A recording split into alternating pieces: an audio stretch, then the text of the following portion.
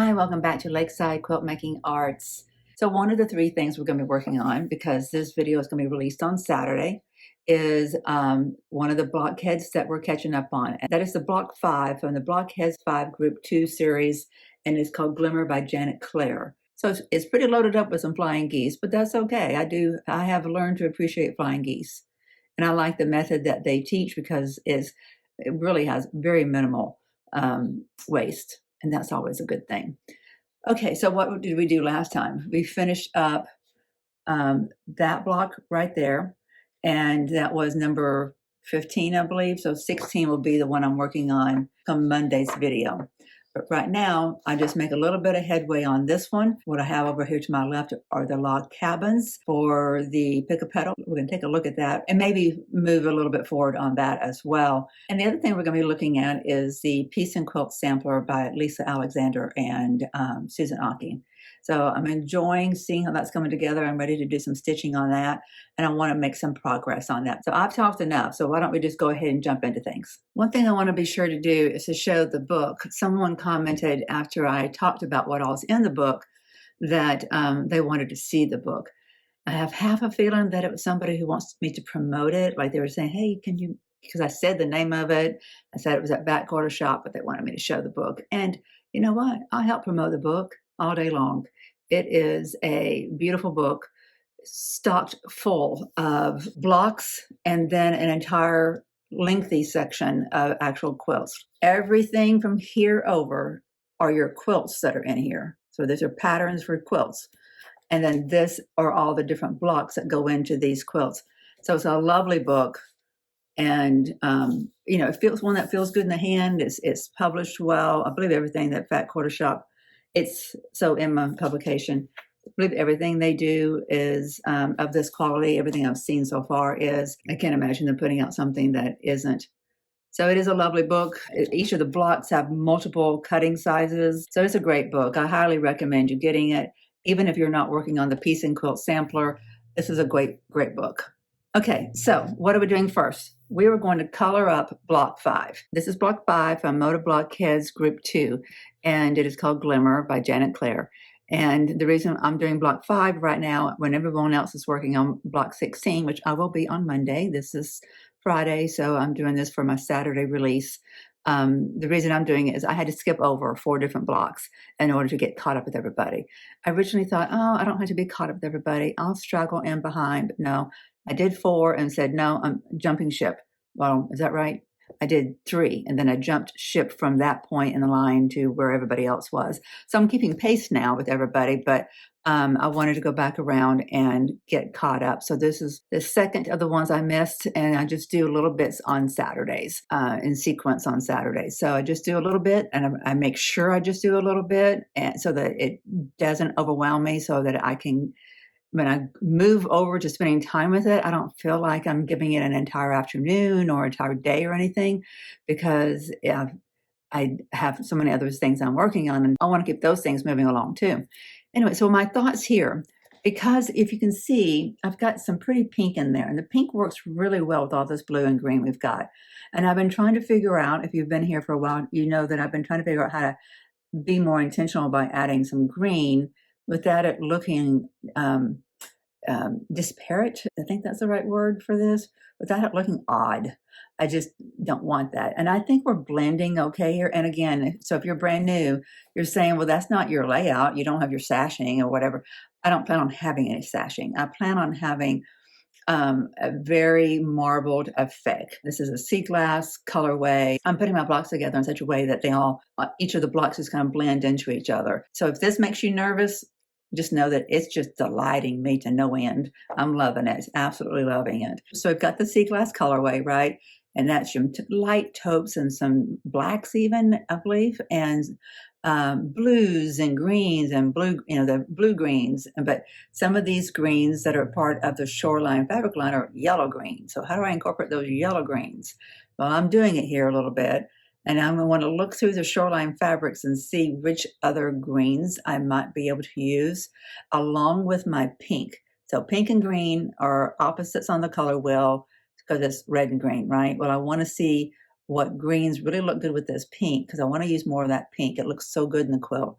And I think it's a great way to bring the blue and the green together. Blues are all, a, a blue. They're just, I've got some teals in here, which is kind of a really deeply blue green, but everything is on that blue spectrum. And then all of a sudden we've got these greens that are on that add in a yellow. And that can be done, right? I mean, like, clearly it doesn't look bad. It's nice to have a few little pops. And on a marble, if you're thinking about this being a marble, then you have little clusters of a variety of different colors.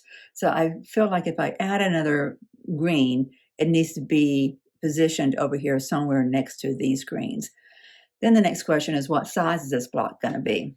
I don't know at this moment. A part of me wants it to be another 12-inch because I like the block. I like the block quite a bit. I want another pop of pink. And so if I put a pink right there in the middle, and it's what size is that? Size F for a 12-inch block is 4.5 inch.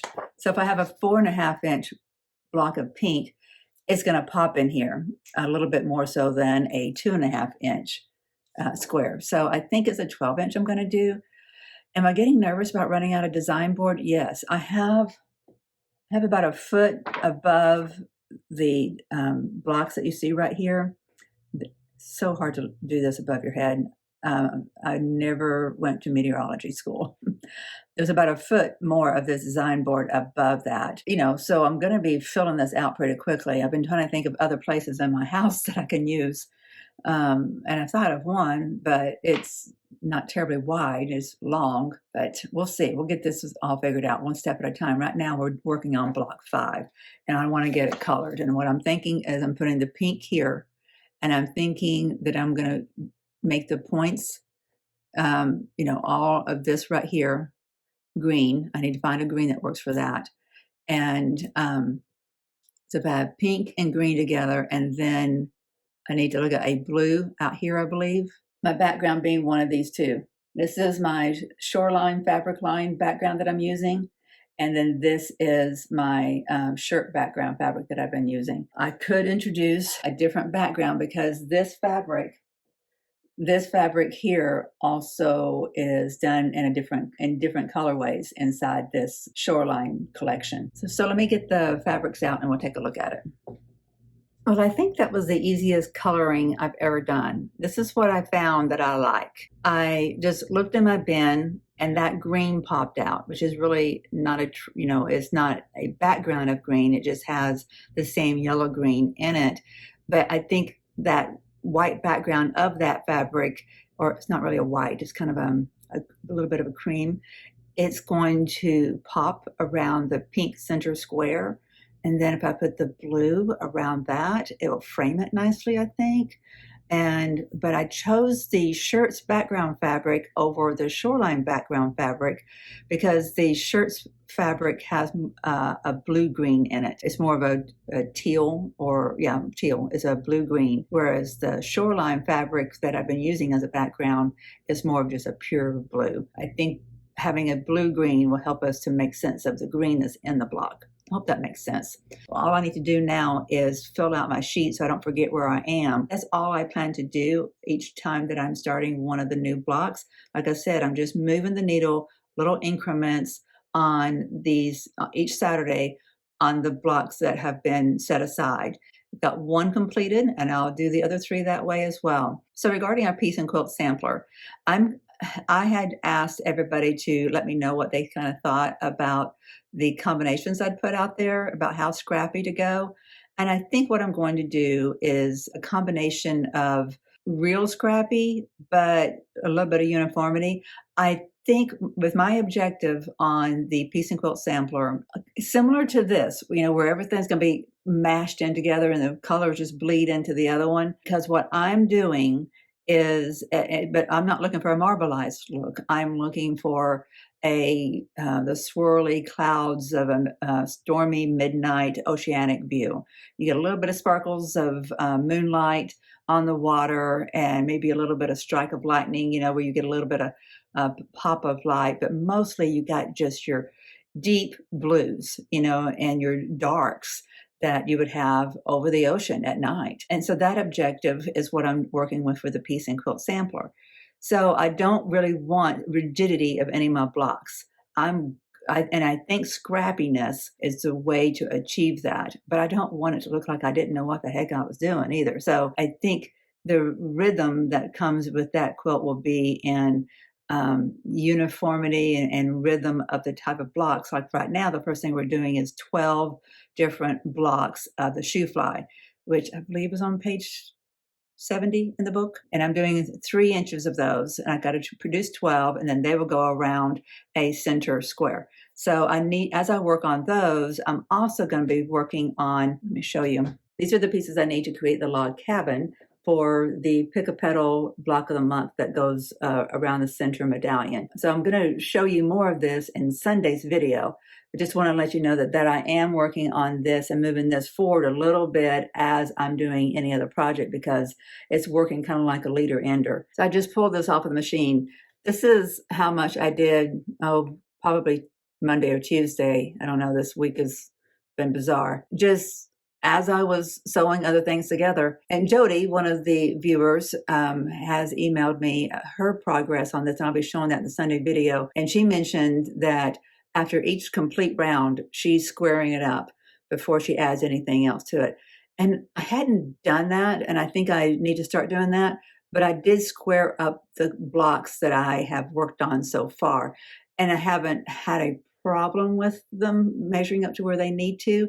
But I think that's a really good measure, a really good practice. And that is why I'm doing this channel and why I'm doing so many different projects at one time. Because like, if I had just set out to do this, well, I could not do what I was about to say. If I had just set out to just do this one quilt for a friend and I had all the pattern up front, I could have had this done already. So it's not just the objective of just producing quilts to give away. I am trying to learn, and I'm trying to learn good practices so that then I can take that set of rules, figure out when I need to apply them, and figure out what tricks I need to pull out of my sleeve whenever I'm working on something, when I do what I call off-roading. And that's some of my more creative stuff that I do, stuff that I'm doing just from the heart, like my Mars quilt or my unicorn quilt, which is this and that. Not too bad, just for it to be like almost mindless sewing, just done, as I'm doing some other sewing. So each one of my log cabin blocks will be deeply blue like this. So I've got a field of deep blue for my applique that will go on top of it. And each block will have one of these red strips in it, different size. So you'll see this get finished out, and probably another one as I work on my shoe fly. For anybody who hasn't done a log cabin yet, you can look at this and say, well, where do I put the next piece? Well, okay, I look at the center square. This is the first one I put on, right? And then the next one would have been this. So you go in the same direction. I'm going counterclockwise. So if this is the last one that I put on, then this is the next one I put on. And you're also looking for how many, I will have 3 rows out from the center square. So I have 1, 2, 1, 2, 1, 2, 1, 2. So I should be a complete square if I were to go and take this and measure it right now. So my next thing should be putting one right here.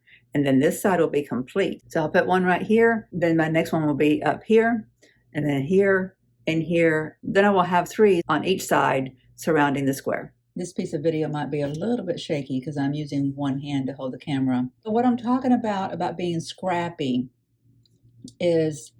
but keeping some rhythm at the same time. What I'm thinking is I'm going to have each of the 4 corners of the shoe fly being from the same fabrics. So these 2 match the fabrics used in this corner, this corner, this corner.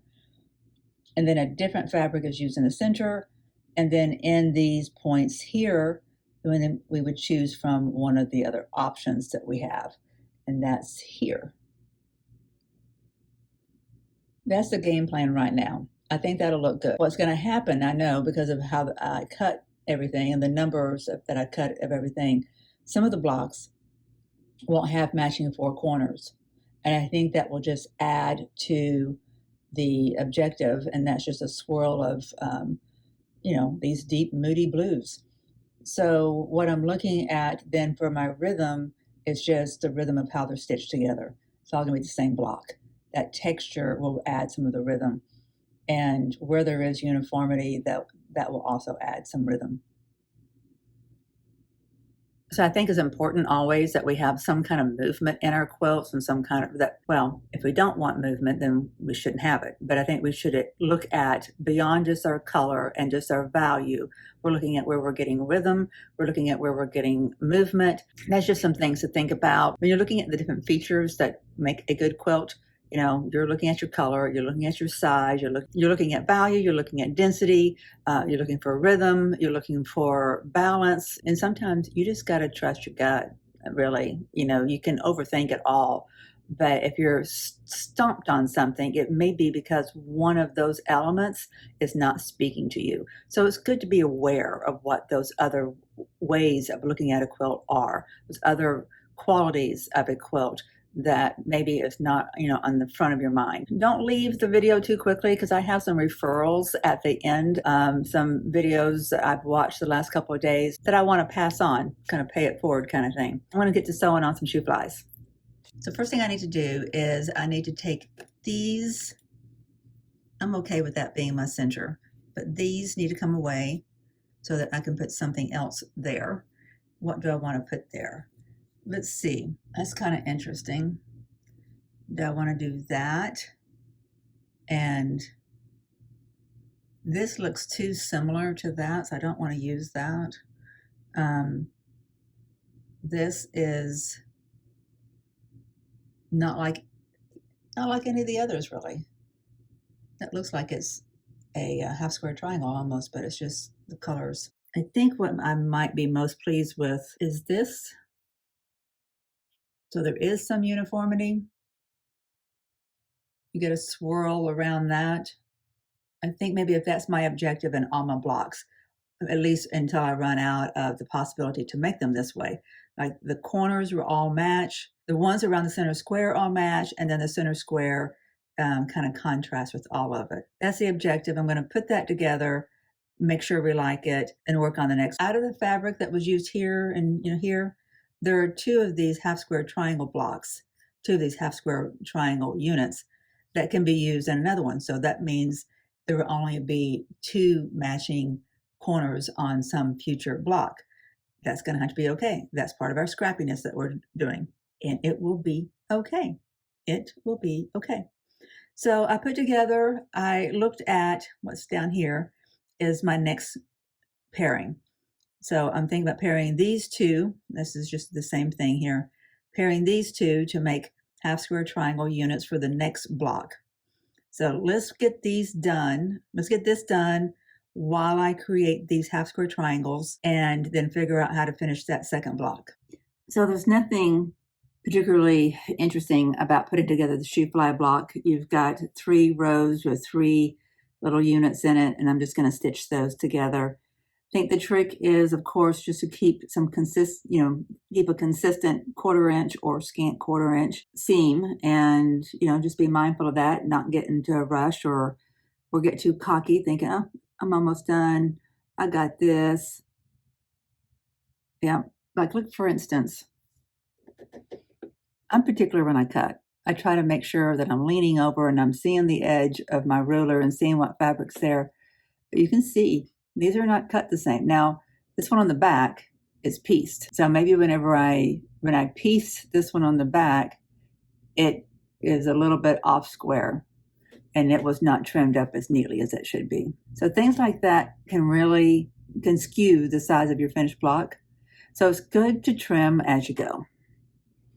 That little bit's not going to mess me up.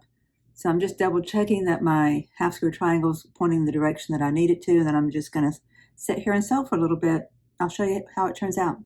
I'm using blue thread in my machine, which is suiting me just fine because I'm going back and forth, like I said, between the log cabin block and then this moody oceanic scene. So that's really nice. Like if one or the other was a bright and light one, that wouldn't be, I'd have to be changing out my thread in between moving back and forth, and then there's no blending of efforts, and I don't want to do that. So Okay, so this is how this works. I've pieced together 3 sets of the shoe fly. So everything on the right-hand side has been pieced together with what was on its left-hand side.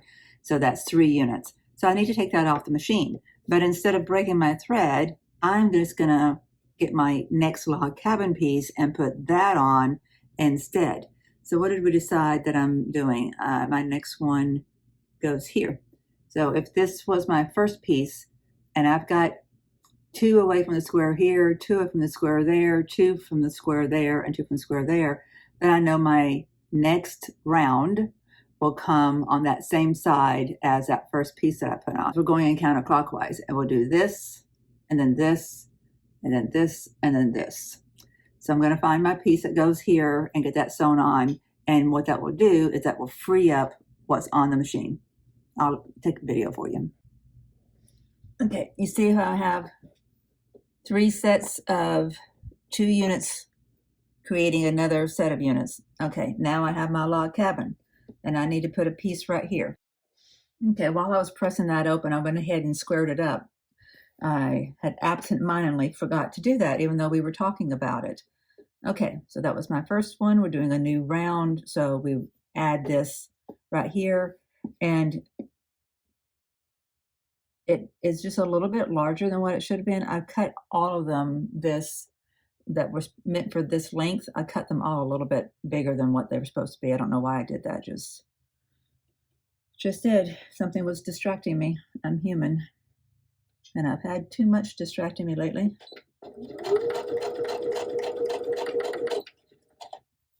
Now that the machine's got a grip on it, I'm gonna put that needle down so as I pull on this, it doesn't come away from the feet any. I just want to reline things up before it gets to a joint, a place where there's a seam.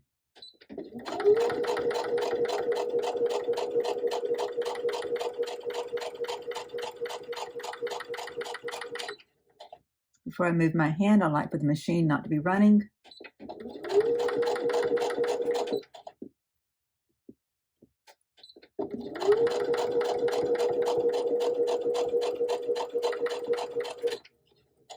Okay, so what that's done is that has freed up these units back here, and I will take those to the ironing mat, press them open, and bring them back out here to put together with the pieces on their row, the third pieces on their row.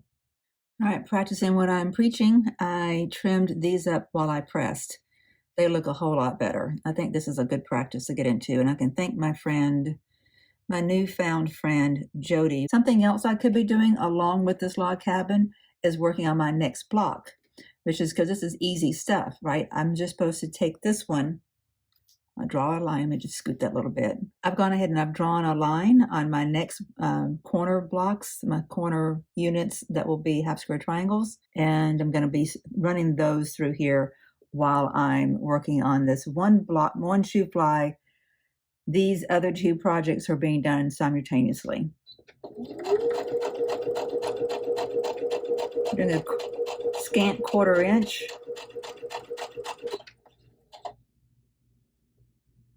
On either side of the drawn line.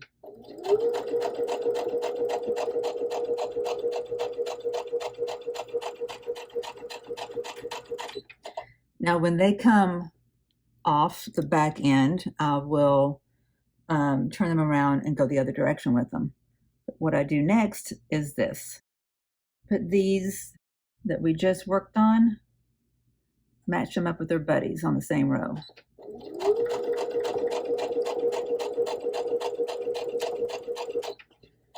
They're row mates. You've heard of roommates? Look at that. That's one of my puppy's piece of her fur. She was such a furry baby. I would probably find fur forever. It's okay.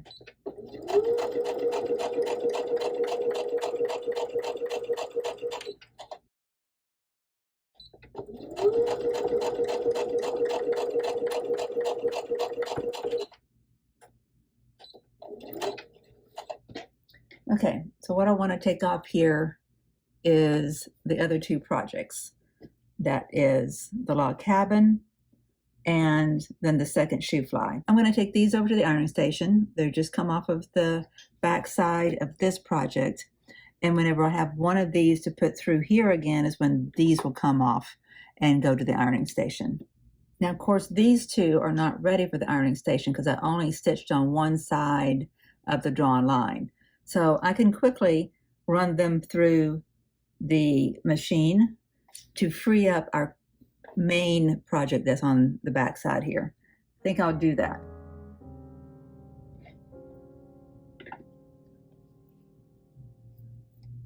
So I'm going to keep that second block on there and take our main project over to the ironing station along with the log cabin that we're working on. Get these all pressed and trimmed up, and then we'll come back with these and put them together. And we'll have our first shoe fly done. All right, my friends, we keep on pushing on. Look how that's coming together. We're working on 3 different projects from 2 different quilts. These 2 belong to the same quilt. This is just a recap for anybody who's just popping into the video. This is our piece and quilt sampler. That's going to be a moody blue, kind of want my colors kind of swirling together. And this one is our log cabin for pick a petal. And we're just putting a row on with every time that we need to push something through the machine. Okay, these need to be sewn together. Do that really quickly here. Do I need to pin? I think it's far more necessary to pin when your colors contrast, especially if you've got points coming together where there's a star or something. I have pins sitting right here. I'm going to go ahead and use them. Honestly, I might not if I didn't. So, because this is small enough, I think I could keep it together. But it's nice to use them.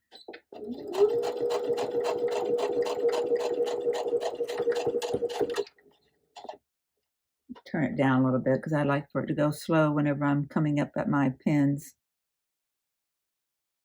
Okay, so these have come off the back side.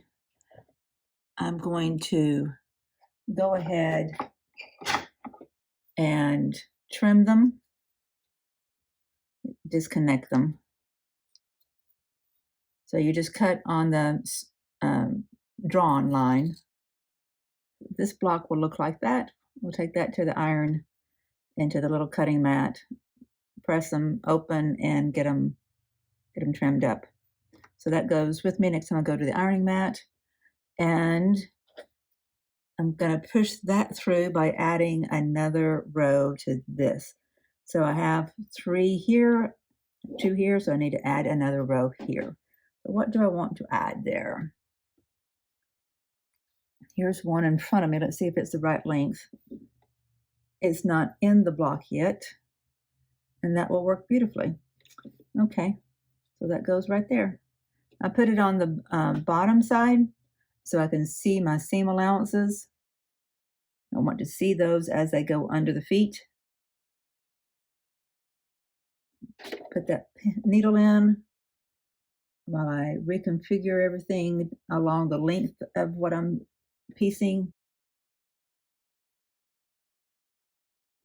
Okay, so we've got 2 coming off the back, right? So, oops.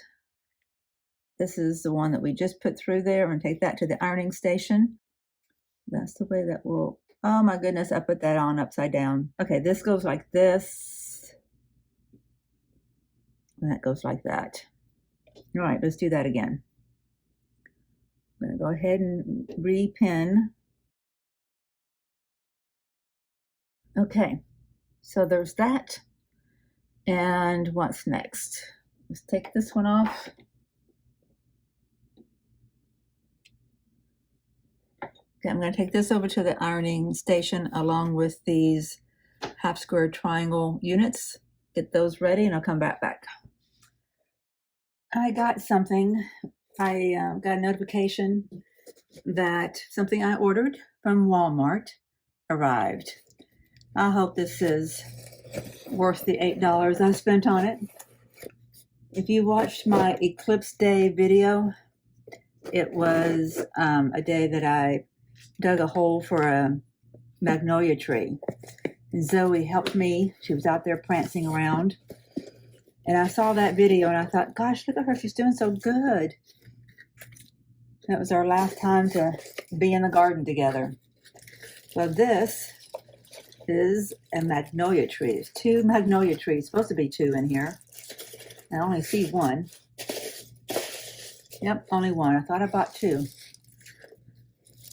Okay, it looks healthy. Looks like it's a little yellow.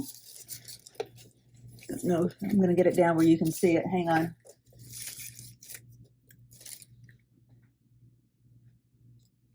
Just a little bitty thing. I'm going to go plant it. And then when the ashes for Zoe come, we'll put that in the dirt around it. So she's helping me to grow the magnolia tree for the hole that she helped me to dig. It looks like it's not super healthy, like that leaf right there is not. I'll probably take that off. This is a hole in that leaf. It definitely needs a little bit of fertilizer. It needs some good soil and water and everything. So I'm going to go put it in the ground real quick.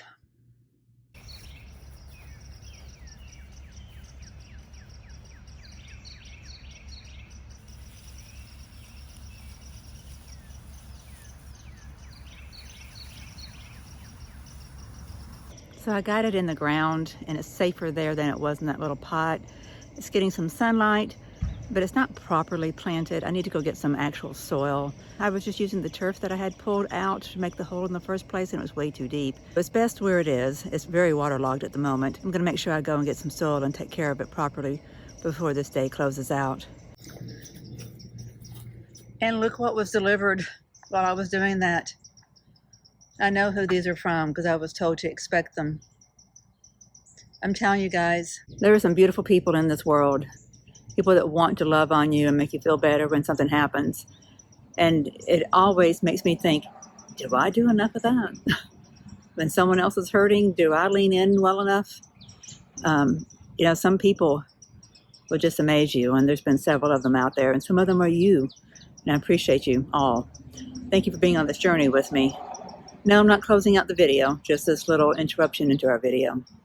Look at that. Isn't that beautiful? Such a beautiful set of flowers. I need to spend some time arranging them. These have very long stems. So I just plopped them in there so that they're getting water now. They come dry. How is that possible? I cut off about 3 inches of the bottom so they could soak up water. And then I was given these from a friend. I think I need to maybe create a few different arrangements for the house. First, I take care of that magnolia tree and get back to our project.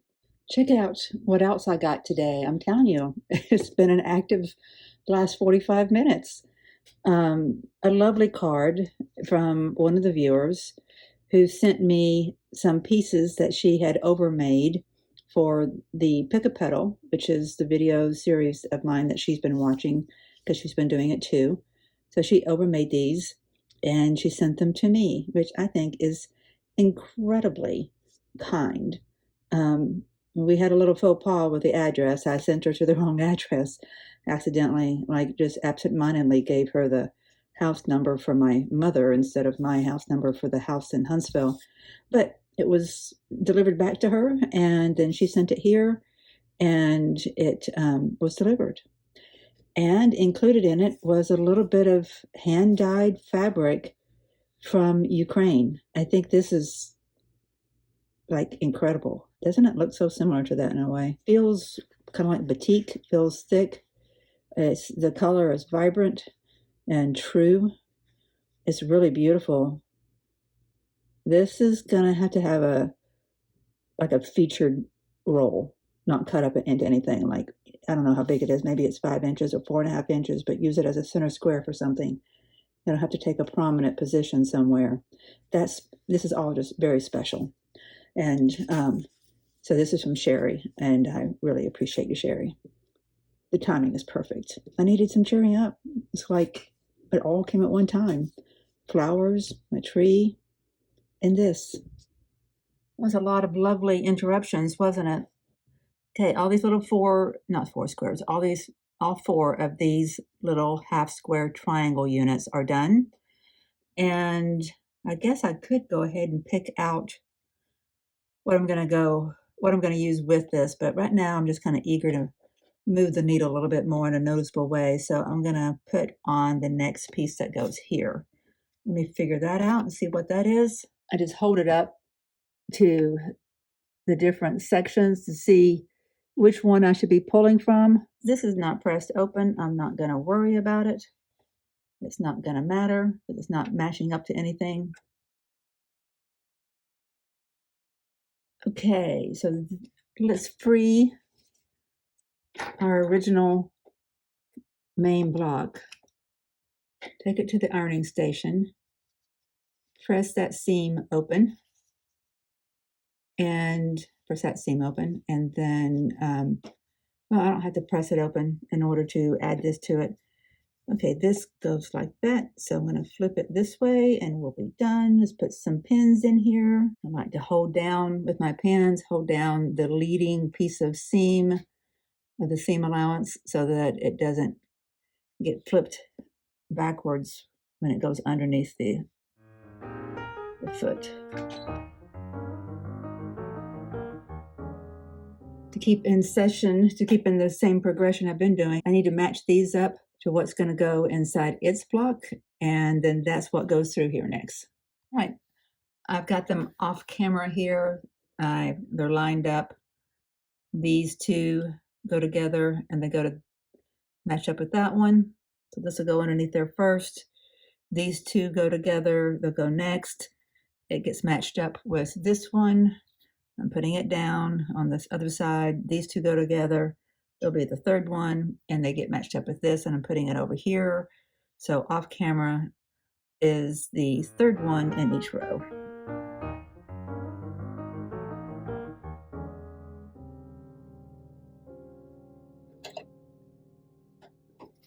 Okay. This is our original.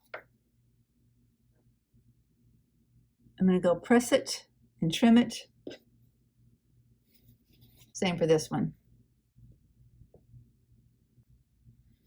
Okay, our log cabin is coming along. We have one more round to put on this side over here.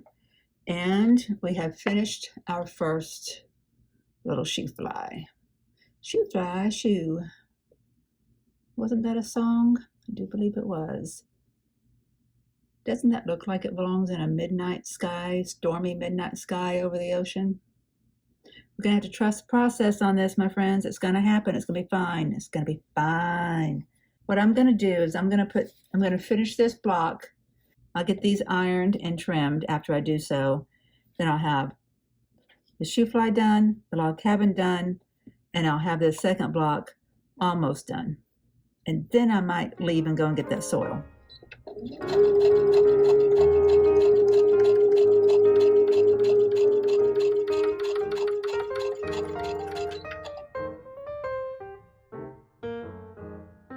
Instead of trimming these little ones up before I add the row mates, I will go ahead and add the row mates, then trim it up.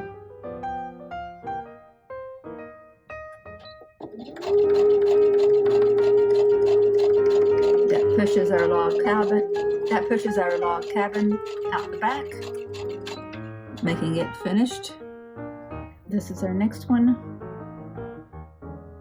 Just making sure I had them lined up properly with the proper row mate.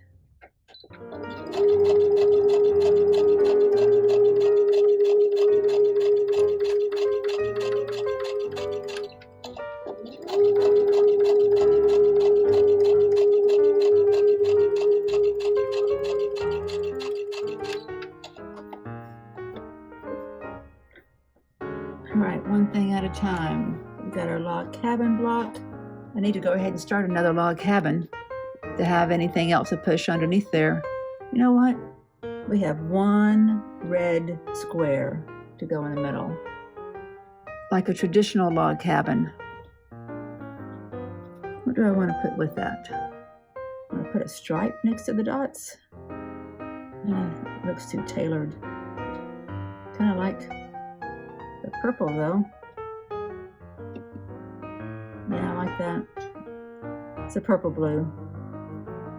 This has a little bit of salvage in it. Not going to be the end of the world.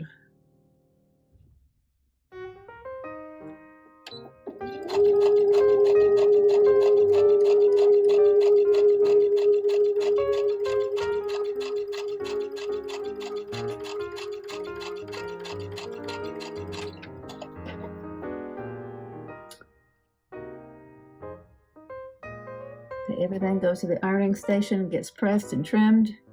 That stays right there. This one didn't get put on exactly right. I'm going to show you how good the seam ripper works again. If you can see, there's just a little bit of difference right there. I feel like I've got a shadow on it. See how it's a good 1/8 of an inch extended out that way, and it's about the same distance extended in this way, which is too much. This point needs to be up closer to here to where this point is. It's going to matter, you know. It would matter more if my fabrics were contrasting and not just kind of this muddy color palette. But anyway, I just wanted to show you. When we use this wonderful tool, again, that ball part goes on the inside.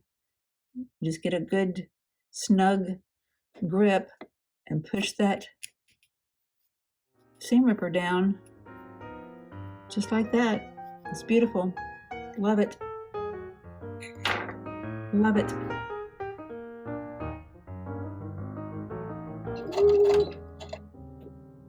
Okay, so I don't try not to break my thread.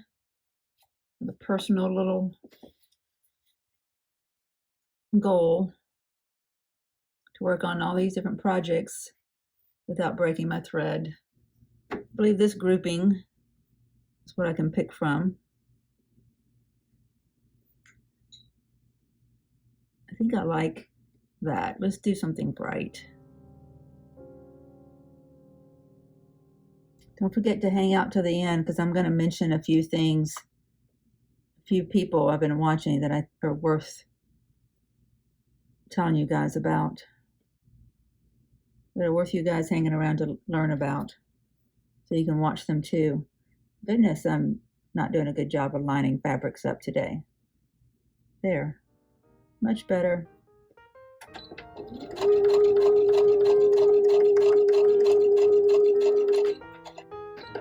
Putting that needle down while I line up the rest of this. Should be fine. I'm gonna keep that there and a grip here while it goes through the needle.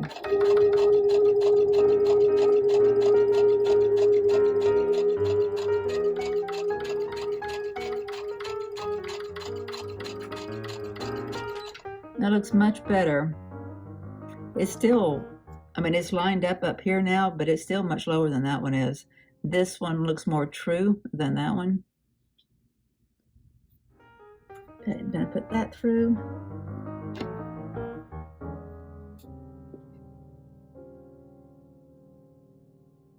Do another round on our log cabin to push that off the back. What do we want to do? I think I need to go and press this and square it up real quick. Okay, that's ready for the next round. What are we going to add to that?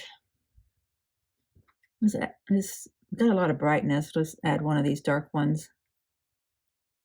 Add that. I believe this is the right size. Yes. Making sure that it gets started at the right point. Yes. Okay, we got another round on our log cabin. So we almost have another shoe fly. Shoe fly, shoe. Okay, this will go on there like that. I'm going to put that on real quick. And we'll have 2 shoe flies done and 1 log cabin. And maybe, I guess, maybe a third of another log cabin. I'm going to secure those together so that they stay in alignment, which means I have to take that needle, that pin out quickly.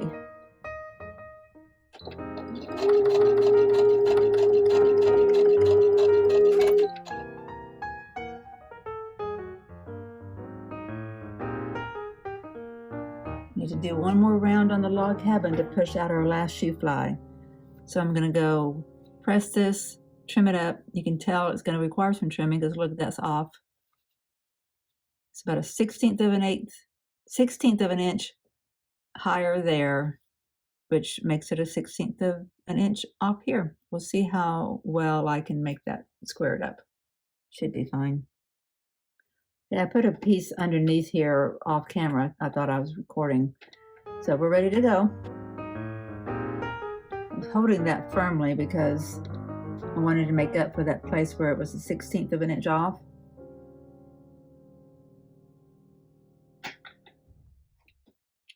Okay, we've got a log cabin in there. We got our last shoe fly. I'm going to go press it, trim it, and maybe I start another log cabin. No. I will start another shoe fly that pushes that off. And that's our second shoe fly. So we have 2 shoe flies done. I'll put them on the board for you to see them, but we still have to push this through so that we leave something more minor on the machine so we can see some real progress. So I'm getting these 2 fabrics, 2 sets of these put together to make our half square triangles that will create another corner. Okay, we've got drawn lines on both of them. We're going to run them both through to relieve our machine of the log cabin, and we're setting it, our drawn line, scant 1/4 inch away from the needle.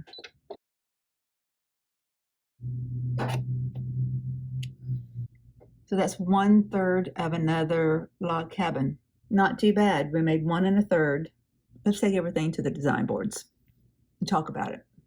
Before we leave the machine, I'm going to go ahead. I went ahead and sewed on the opposite side of the drawn line.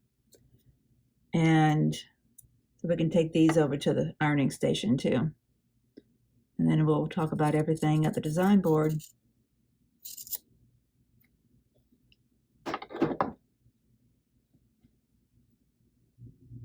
The light's a little better over here. You can see, I can see them better through the display anyway.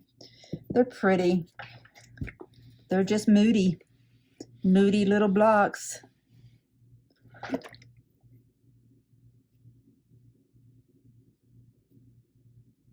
I think they're cute.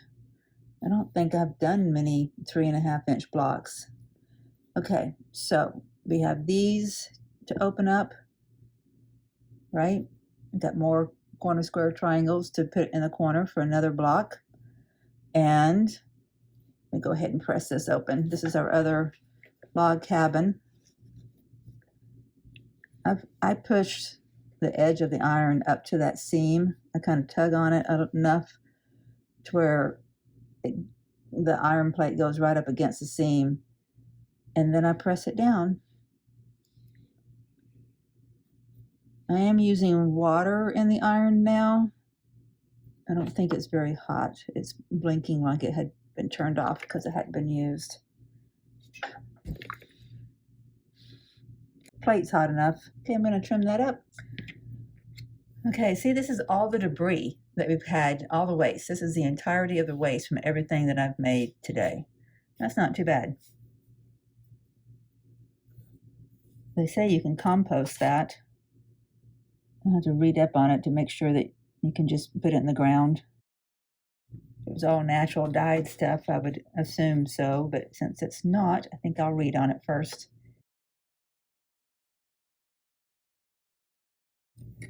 Yeah, that's not exactly all the way over. This one's not perfect. This is why. So Jody, if you're watching this video, thank you very much. I know she watches the Sunday videos, but I don't know if she watches the others. But this is why you trim as you go. I don't know why it's as off as it is.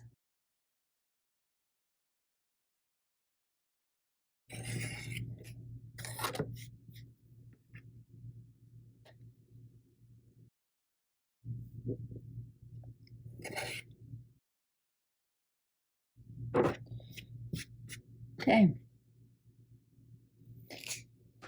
This one is ready for its next row.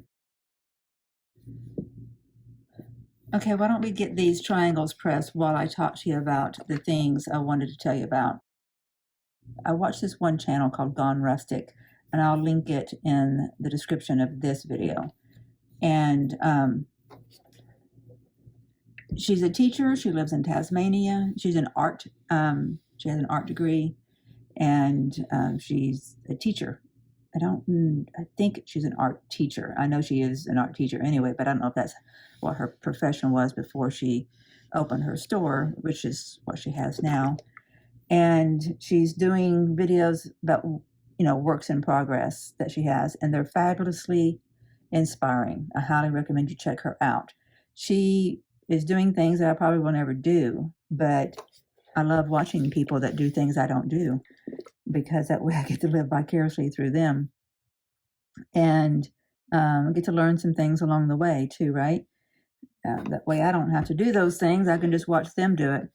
But she's doing journals. I'm probably never going to make a journal. I'm probably never going to make fabric beads. I don't know. Who knows? Maybe I would do all those things and become the world expert at it one day. I'm just kidding, guys. I'm just saying, don't ever say never.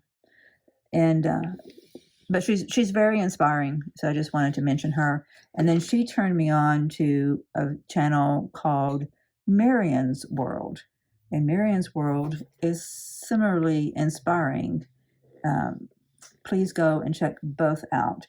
At this moment, I can't remember what I watched on Marion's World, but I watched like 3 or 4 of hers because they were so good. So go and check her out. I'll link her in the video too. And then this morning, Kimberly with the Fat Quarter Shop, she had on a guest, I want to say Sarah Briggs. I could be getting her name wrong because I'm going totally off memory. She was one of the Moda designers who did one of the Moda Blockheads, and I will put her name on screen. So if you're just listening, look at the screen to make sure that I get the name right. But she's a fabric designer, quilt pattern designer, and just an adorable human being. You could just tell that she's jovial and good-natured. Okay, I'm going to trim these up. And her work, her aesthetic is, most of you probably know about her already, but she was new to me. Like I saw her name on the Moda Blockheads, and I looked her up on Instagram and I followed her, but I haven't been spending time on Instagram because I've been either working on YouTube so much or taking care of my dog or taking care of the duplex. Anyway, I hadn't really followed her to really get a feel for her aesthetic or anything, but her aesthetic is yummy. So it's very soft, muted, feminine colors. So everything looks beautiful. Now, she had some patterns that she put out before she started designing fabric, and she used, forget who she used, whose fabric, she used other people's fabric lines, and there's one in particular that she really liked. Why is that not cutting? Cut. Okay. It's because I think it's because of how I was holding it, more like a pencil. I didn't want to put my hand up in your face. Okay, that looks good. We'll